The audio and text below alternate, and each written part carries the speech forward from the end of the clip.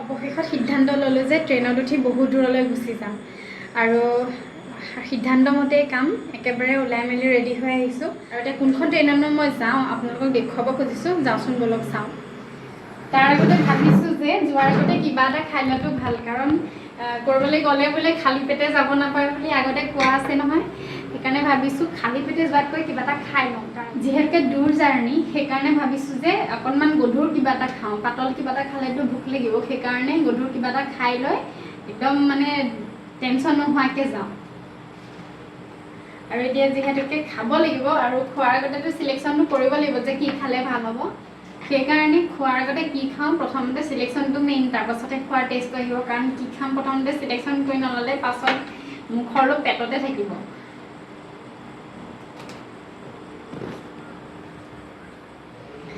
হেভিকৈ কিবা এটা খোৱাৰ আগতে প্ৰথমতে ভাবিছোঁ যে কফি একাপকে খাই ল'ম আৰু এয়া চাওকচোন কফি কাপ কি ধুনীয়াকৈ বনাইছে আৰু যিখন ট্ৰেইনত আমি খাবলৈ লৈছোঁ এয়া চাওকচোন ইমান ধুনীয়া মানে আজিলৈকে কোনো ট্ৰেইনত আমি এনেকুৱা সুবিধা পোৱাই নাই আৰু আজি প্ৰথমবাৰৰ কাৰণে পাইছোঁ সেইকাৰণে ইয়াৰ ফুল ফাইদা উঠাই দিছোঁ আৰু এতিয়া কফি কাপ খাওঁচোন কেনেকুৱা টেষ্টটো জনাম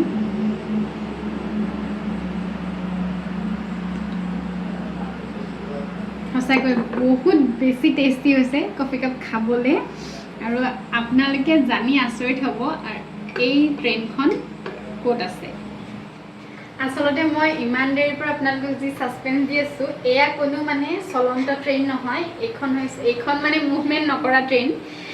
ট্ৰেইনৰ থিমটো লৈ এখন ৰেষ্টুৰেণ্ট খুলিছে আমাৰ নিচেই কাষৰ এজন দাদাই খুব বেছি ভাল লাগিছে আৰু যিহেতুকে আমাৰ নিচেই কাষতে সেইকাৰণে ভাবিলোঁ যে ইয়াৰ জুতি আমি লৈ চাওঁ আৰু আপোনালোককো দেখুৱাম আৰু এতিয়া মই আপোনালোকক দেখুৱাইছোঁ ট্ৰেইনৰ ভিতৰ ভাগটো চাওকচোন চাৰিওফালে কেবিন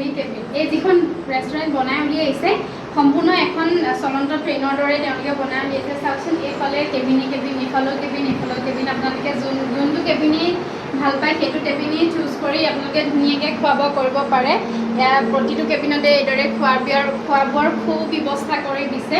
গতিকে আপোনালোকে আৰু একদম নিচেই কাষতে আছে বনগাঁৱত আৰু ইয়ালৈ আহি আপোনালোকে ধুনীয়াকৈ ইয়াৰ সুবিধাসমূহ ল'ব পাৰে ইয়াৰ খাদ্য খাবলৈ আপোনালোকে ধুনীয়াকৈ আহিব পাৰে চাওকচোন কিমান ধুনীয়াকৈ সজাই তুলিছে চাৰিওফালে আপোনালোকে যোনফালেই চাই সেইফালেই চালে চকু ৰোৱা বৰ ধুনীয়াকৈ তেওঁলোকে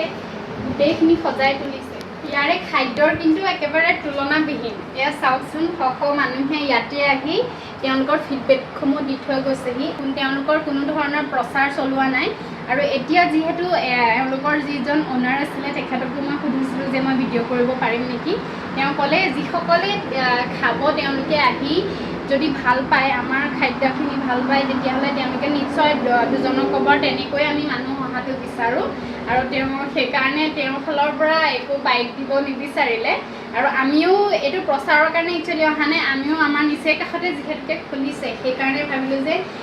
কিদৰেনো ইয়াত আপ্যায়ন কৰে আমিও গৈ চাওঁগৈ বুলি আহিলোঁ আৰু ইমান ধুনীয়া চাৰিওফালৰ পৰিৱেশটো দেখি ভিডিঅ' নকৰাকৈ থাকিবই নোৱাৰিলোঁ সেইকাৰণে ভাবিলোঁ যে ভিডিঅ' আকাৰে আপোনালোকক দেখুৱাওঁ আৰু ইয়াত চাওকচোন আপোনালোকে দেখিবলৈ পাব ফিডবেকসমূহ মানে যোনে চাইছে বহুত ধুনীয়া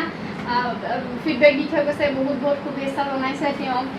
কৰ্মৰ জৰিয়তে নিজক প্ৰতিপন্ন কৰা তোমাৰ এই যাত্ৰা শুভ হওক ঠিক তেনেদৰেই বহুত ধুনীয়া তেওঁলোকে ফিডবেক দি থৈ গৈছে যিসকলে ইয়াতে খাইছে আৰু এয়া বাহিৰ ফালেও আপোনালোকে দেখিবলৈ পাব বাহিৰ ফালেও যিদৰে সাধাৰণতে আমাৰ ট্ৰেইনবিলাকত এইদৰে মেনশ্যন থাকে ইয়াতো ঠিক সেইদৰে এয়া উমানন্দটো কামাখ্যা আৰু এইফালেও সেই তেনেদৰে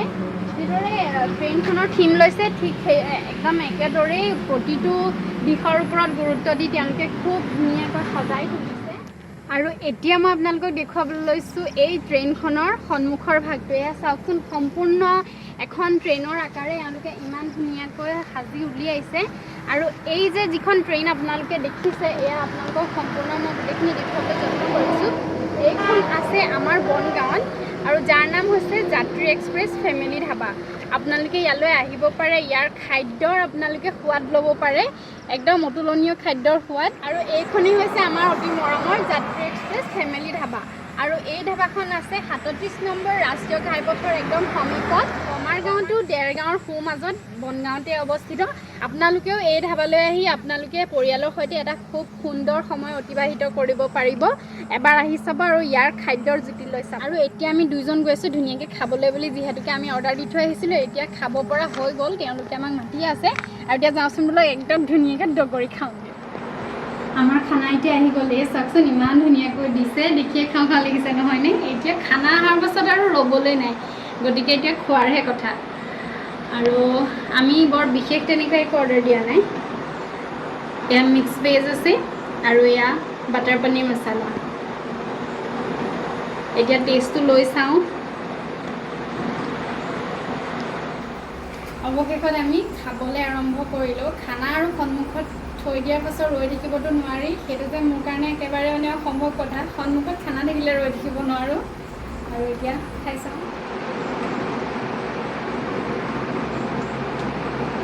বিৰাট টেষ্টি হৈছে, মই বহুত মানে একদম সুস্বাদু হৈছে ক'বলৈ গ'লে। ভাল পাইছোঁ টেষ্টটো। তুমি কেনেকুৱা পাইছা? মানে ঘৰত খোৱা নিচিনা লাগিছে, কিমান বিশেষ মছলা নাই, একদম বহুত সোৱাদযুক্ত হৈছে। খাই বৈ একেবাৰে আজৰি হৈ আহিলোঁ। ইয়াত এটা বস্তুৱেই ভাল লাগিলে, ইয়াত চাৰিওফালে পৰিৱেশটো যিমান ধুনীয়া মানে আটোম টোকাৰিকৈ সজাইছে, ঠিক সেইদৰে ইয়াৰ ব্যঞ্জনসমূহো ইমানেই সুস্বাদু, খাই বহুত বেছি ভাল লাগিলে। আৰু ইয়াৰ যিসমূহ মানে খাদ্যবস্তুৰ প্ৰাইচ হয় একদম এফৰ্ডেবল হয়। আপোনালোকে ফেমিলিৰ সৈতে ইয়াত ধুনীয়াকৈ আপোনালোকৰ সময়খিনি অতিবাহিত কৰিব পাৰিব। আমি বহুত বেছি ভাল পালোঁ, মানে আমি যিমানটো এক্সপেক্ট কৰিছিলোঁ তাতকৈ বহুত বেছিয়ে ভাল লাগিলে। আৰু সেইবাবে আশা কৰোঁ যে আপোনালোকেও আহিব। আমাৰ অসমীয়া থলুৱা মানুহে ইমান ধুনীয়া এটা মানে থিম লৈ পেলাই ইমান ধুনীয়াকৈ গোটেইখিনি পৰিচালনা কৰিছে, বহুত বেছি ভাল লাগিলে। ট্ৰেইনত এতিয়া আমি এইফালেদি উঠিছিলোঁ আৰু একেবাৰে পাছফালেদি আমি নামি ঘৰমুৱা হ'ম।